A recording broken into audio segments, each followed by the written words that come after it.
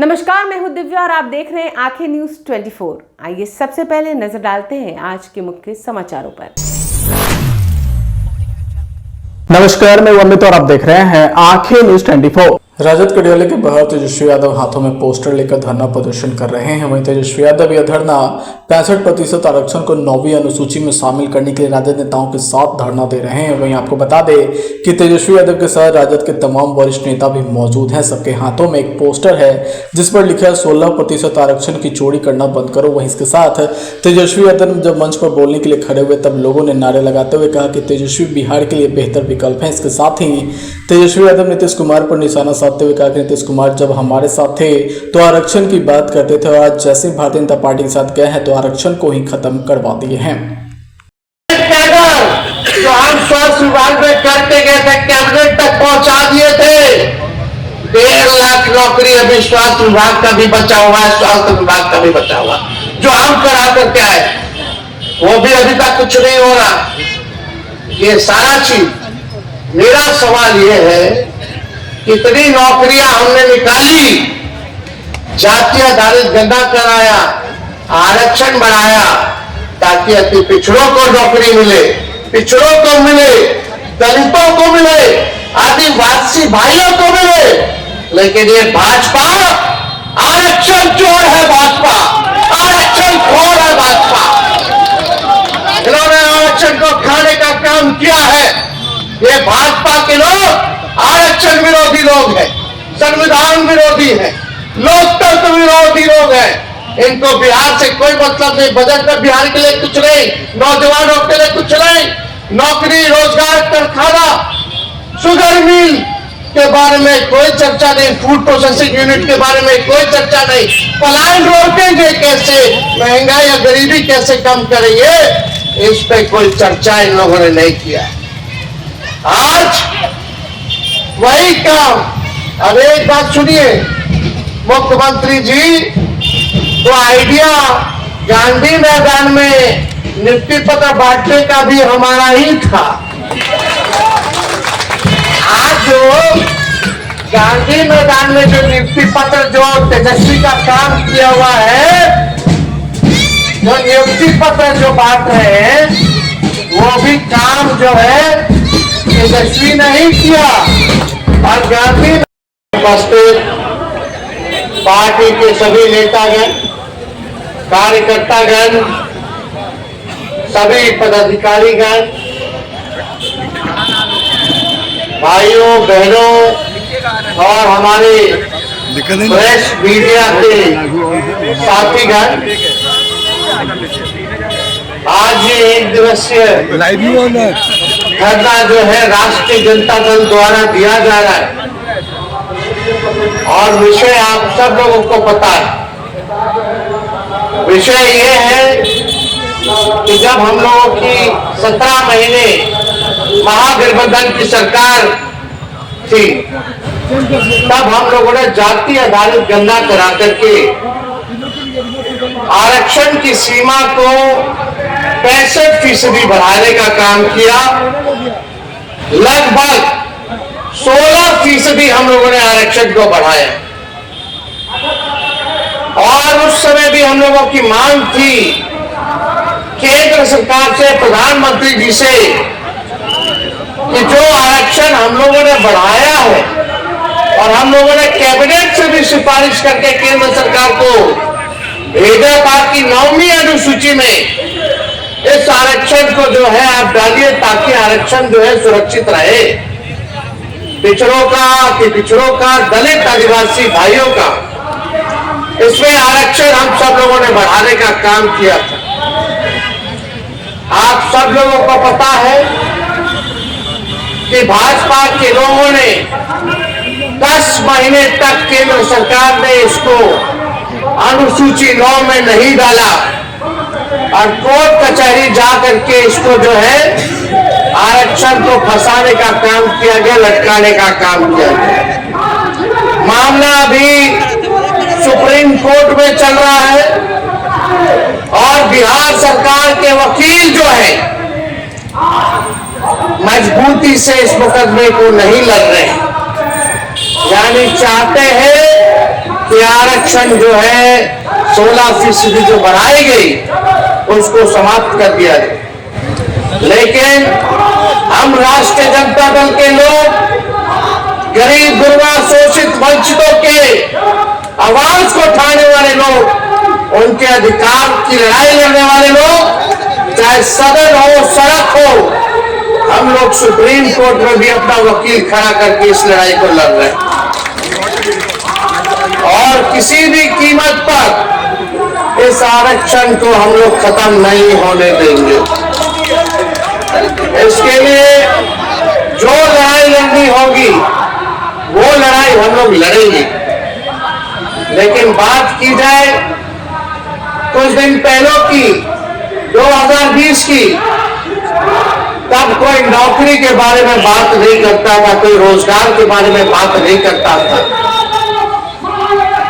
हमने सबसे पहले बिहार में बेरोजगारी हटाओ यात्रा हम लोगों ने शुरुआत किया।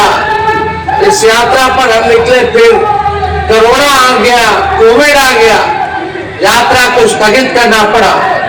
लेकिन जब चुनाव का समय आया तो हम लोगों ने पढ़ाई, दवाई, कमाई, सिंचाई, सुनवाई और कार्रवाई वाले मुद्दों को लेकर के जनता के बीच लेकर के गए और हमने प्रण लिया कि अगर हम मुख्यमंत्री बनेंगे तो पहले कैबिनेट में अपने हस्ताक्षर से 10 लाख लोगों को सरकारी नौकरी देंगे। उससे पहले कोई चर्चा नौकरी की नहीं करता था, बेरोजगारी की नहीं करता था। कोई भी नेता बिहार का हो या देश का हो, बेरोजगारी हटाओ यात्रा पे कोई नेता नहीं निकला था।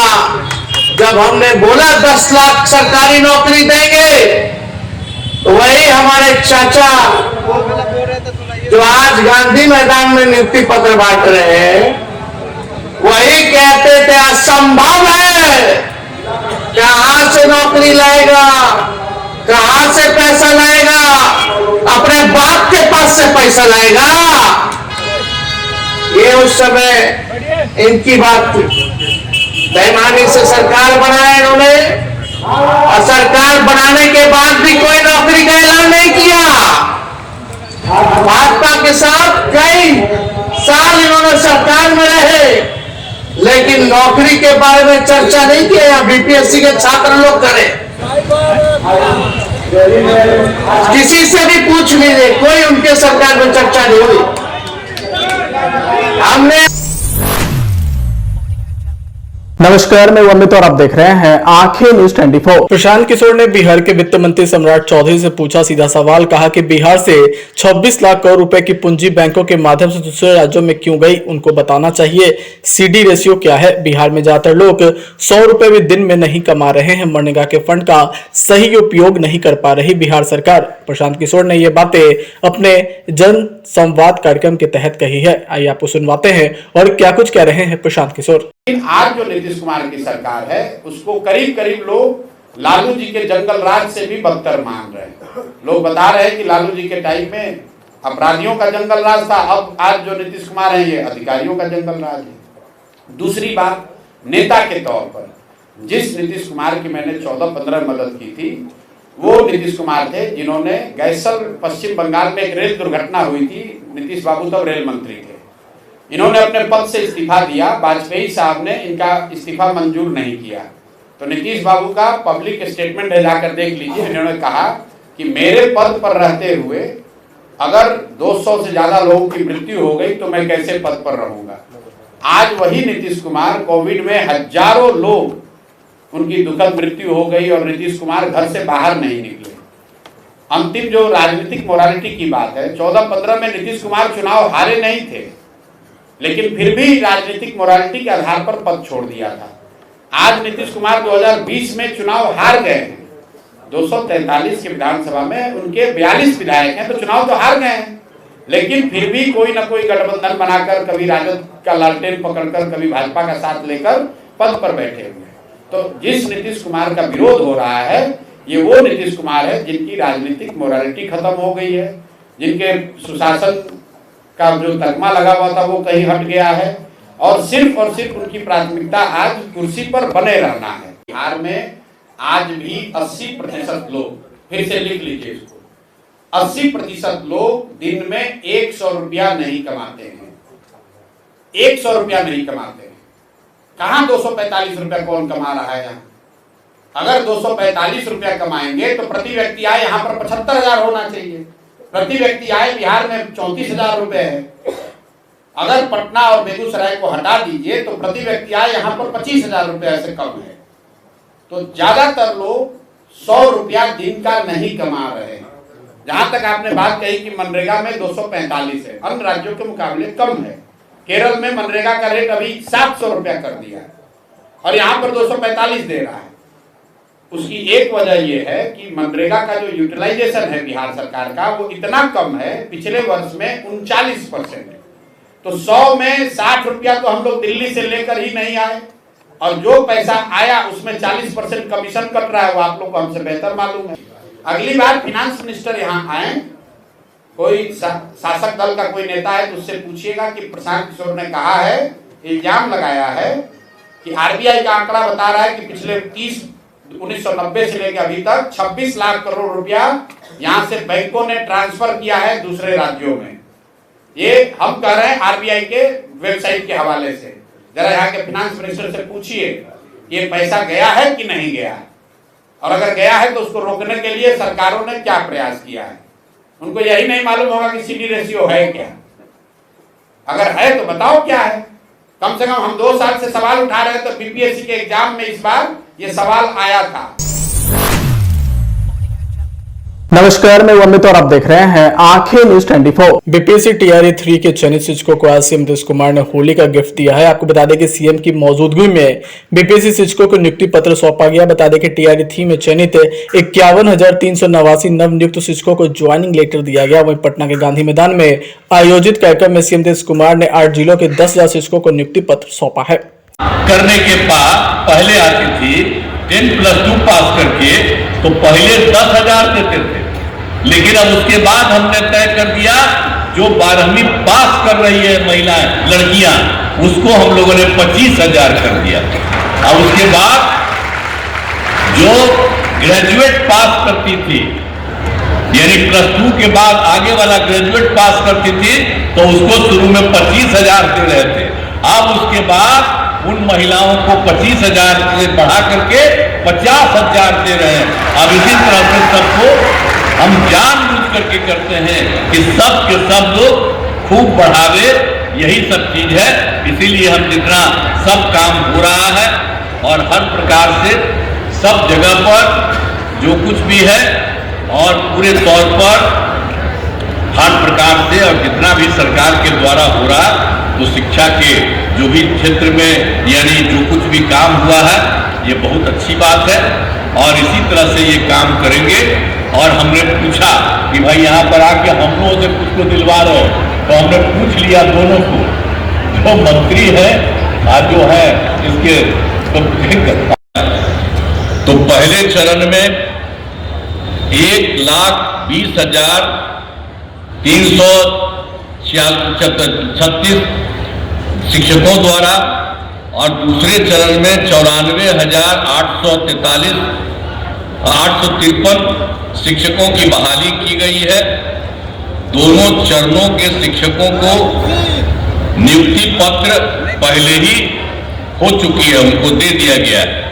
और तीसरे चरण में जो आज की बात हो रही है वही है 51,398 की नियुक्ति पत्र दी जा रही है।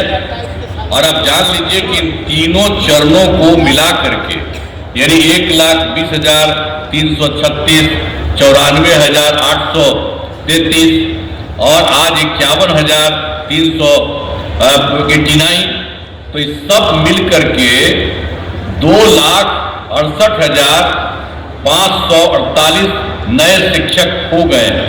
अब इसके अलावे आपको हम बता देना चाहते हैं कि बीपीएससी द्वारा नियोजित परीक्षा में 42,918 हेडमास्टर भी पास हुए।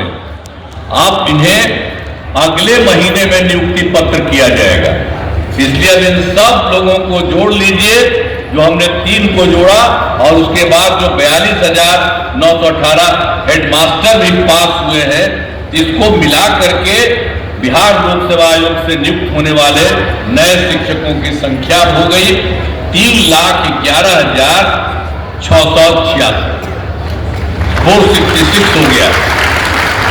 अब नियोजित शिक्षकों को सरकारी शिक्षक बनाए जाते। आप सब जानते हैं कि पूर्व में शिक्षकों की जो अत्यधिक कमी होने के कारण वर्ष 2006-07 में जब हम लोग सरकार में आए तो उस समय देखा कि उस समय की संख्या कम है, पढ़ाई भी जितनी होनी चाहिए उतनी नहीं हो रही है, और जितने लोगों को मौका मिले सब जगह पढ़ने के लिए वो नहीं हो रहा था। तो इसी को ध्यान में रख करके हम लोगों ने 2006 और 2007 में पंचायत और नगर निकायों के माध्यम से बड़े पैमाने पर नियोजित शिक्षकों की नियुक्ति की। उन लोगों ने पहले हमसे कहा कि कुछ करें, हम कहा कि नहीं, आप लोग उसकी नियुक्ति करिए, और उन्हीं लोगों को जितने लोग थे ये सब नियोजित शिक्षकों, उनके लिए सरकार ने पैसा देना शुरू किया और पूरे तौर पर अन्य लोगों को मिलता है उसी तरह से उनको देना शुरू कर दिया गया। तो ये सब काम हुआ। लेकिन बाद में जो हमने शुरू किया तो बाद में हम लोगों ने यही सोचा कि भाई ये तो हो रहा है, हुआ है, लेकिन इसका और विस्तार करना है और ज्यादा बेहतर करना है। इसीलिए हम लोगों ने तय किया कि बिहार लोक सेवा आयोग के द्वारा नए शिक्षकों की बहाली होनी चाहिए। तो जो पहला बहाली हुआ जो हम बता दिए आपको 1,30,336, तो उसमें तो आप जान लीजिए कि उसमें तो जो ये लोग जो नियोजित शिक्षक थे वो लोग भी उसमें भाग ले लिए और उसमें 28,000 उसमें पास हुए। तो अब तो जो पहले था जो उन लोगों का जितने लोगों को उन्हीं के माध्यम से कराया गया था 3,68,000, तो उसमें से 48 पास कर गए तब 3,40,000 हो गए।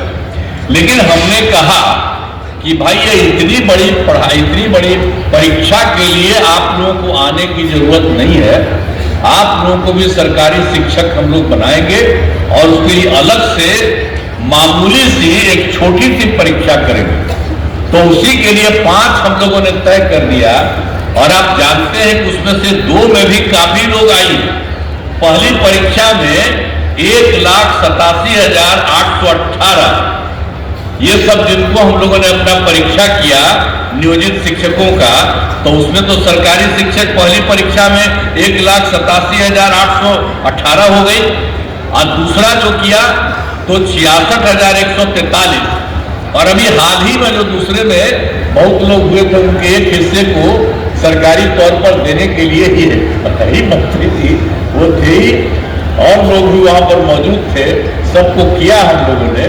तो आप समझ लीजिए कि ये दोनों के हो जाने से इन दोनों को मिला करके आप सोच लीजिए 2,53,000। समाचारों में वक्त हो चला एक छोटे से अंतराल का। पटना में कई वर्षों से शिक्षा में अहम योगदान दे रहा है Gyansthali high school Alamganj Patna city, जहां 10वीं और 12वीं की बोर्ड परीक्षाओं में 100% अंक प्राप्त कर रहे हैं बच्चे।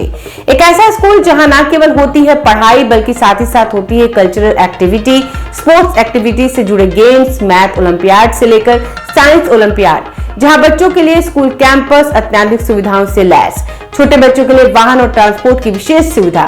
तो देर किस बात की, आज ही कराएं अपना नामांकन Gyansthali high school Alamganj Patna city में, जहां नामांकन की प्रक्रिया जारी है। संपर्क करें पुलिस चौकी Alamganj main road near Alamganj थाना पटना बिहार 800007। ब्रेक के बाद आपका फिर से स्वागत है। नमस्कार, मैं अमित और आप देख रहे हैं आंखें न्यूज 24। भारतीय क्रिकेट टीम आज चैंपियंस ट्रॉफी के फाइनल में उतरने वाली है। उससे पहले देश भर में लगातार हवन पूजा अर्चना की जा रही है। भारतीय टीम के जीत को लेकर पटना में भी खिलाड़ियों को नींबू मिर्च टांग कर नज़र उतारा गया, काजल लगाया गया, शंखनाद और मंत्र उच्चारण के साथ भारत को विजयी होने के लिए पूजा भी की गई। कांग्रेस द्वारा रोहित शर्मा पर की गई टिप्पणी का भी नज़र उतारने का काम किया गया। और सुनिए नजर उतारने वाले लोगों ने क्या कुछ कहा है। आज चैंपियन ट्रॉफी का फाइनल मुकाबला हिंदुस्तान न्यूजीलैंड का होने जा रहा है। हिंदुस्तान की जीत हेतु हम लोगों ने सभी प्लेयर के ऊपर नींबू मिर्चा टांग करके आरती उतार रखा है और काजल लगाया है कि किन्हीं भी प्लेयर के ऊपर, खास करके पाकिस्तान के जो एजेंट है कांग्रेस, उनकी नज़र न लगे, इसलिए हम लोगों ने नींबू मिर्चा कर हम लोगों ने आरती उतार कर शुभकामनाएं और प्रतीक्षा कर रहे हैं कि हमारी टीम इंडिया जीत जाए। ये पाकिस्तान टीम चाहती है कि भारत फाइनल हार जाए, उनके नज़र के लिए हम लोग आज मिर्चा नींबू लगाए हुए हैं, क्योंकि भारत का ये सोच है कि जैसे मैं हम टीम से बाहर हुए ऐसे भारत भी फाइनल, उसके सोचने से कुछ नहीं हुआ। आज भारत चैंपियन ट्रॉफी भारत ला रहा है। आज दिवाली और होली आज साथ पूरे भारत में मनाया जाएगा।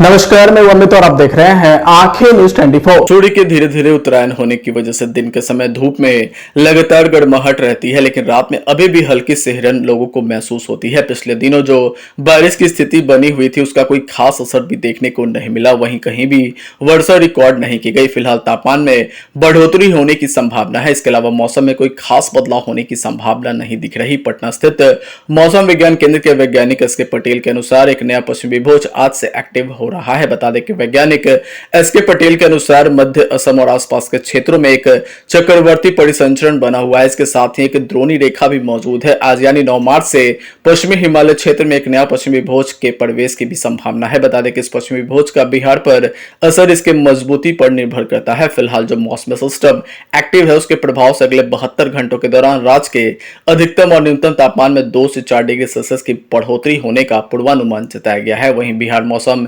सेवा केंद्र द्वारा जारी पूर्वानुमान के अनुसार राज्य के उत्तरी भाग जैसे पश्चिमी चंपारण, किशनगंज, मधुबनी, पूर्णिया और सीतामढ़ी जिलों के भागों में आंशिक रूप से बादल छाए रहने के साथ कहीं कहीं बेहद हल्की बूंदाबांदी भी हो सकती है। इसको लेकर कोई अलर्ट जारी नहीं किया गया है। वहीं शेष जिलों की बात करें तो मौसम शुष्क बना रहेगा। राज्य के अधिकांश भागों में अधिकतम तापमान 28 से 34 डिग्री सेल्सियस के बीच, जबकि न्यूनतम तापमान की अगर बात करें तो 16 से 18 डिग्री सेल्सियस के बीच रहने की संभावना जताई गई है। तो वहीं 8 मार्च को बिहार के दिन और रात के तापमान में भारी वृद्धि देखने को मिली। अधिकतम तापमान में 4 डिग्री सेल्सियस तक की वृद्धि, जबकि 3 डिग्री सेल्सियस तक की वृद्धि दर्ज की गई। इस तरह दिन का अधिकतम तापमान 32.6 डिग्री सेल्सियस खगड़िया में, जबकि 11.2 डिग्री सेल्सियस औरंगाबाद में दर्ज किया गया। वहीं कटिहार और राजगीर की हवा सबसे ज्यादा अच्छी रही, क्योंकि यहाँ का AQI 64 और 77 रिकॉर्ड किया गया। अगर आप भी अपने दुकान, प्रतिष्ठान, school, college, coaching centre, restaurant, cafe का विज्ञापन देना चाहते हैं, वो भी किफायती दर पर, तो आंखें न्यूज 24 लेकर आया है आपके लिए एक सुनहरा मौका। आंखें न्यूज 24 न्यूज पोर्टल की दुनिया में बिहार का सबसे उभरता हुआ चैनल, जहां बिहार झारखंड से जुड़े तमाम बड़ी खबरें देखने को मिलती है। तो देर किस बात की, आज भी जुड़े आंखें न्यूज 24 के साथ। संपर्क करें हमारे व्हाट्सएप नंबर 8935876430 पर। क्या आप पत्रकारिता के क्षेत्र में अपना कैरियर बनाना चाहते हैं? तो आज ही royal Ashoka institute of mass communication and journalism में अपनी जगह सुनिश्चित करें। आर्यभट्ट ज्ञान विश्वविद्यालय पटना से मान्यता प्राप्त 100% प्लेसमेंट के साथ royal Ashoka institute of mass communication and journalism नामांकन जारी है। हमारा पता है DS/16 गायत्री मंदिर के समीप, कंकड़ बाग, पटना 8,20,000। आप हमें संपर्क भी कर सकते हैं। हमारा मोबाइल नंबर है 9955456126।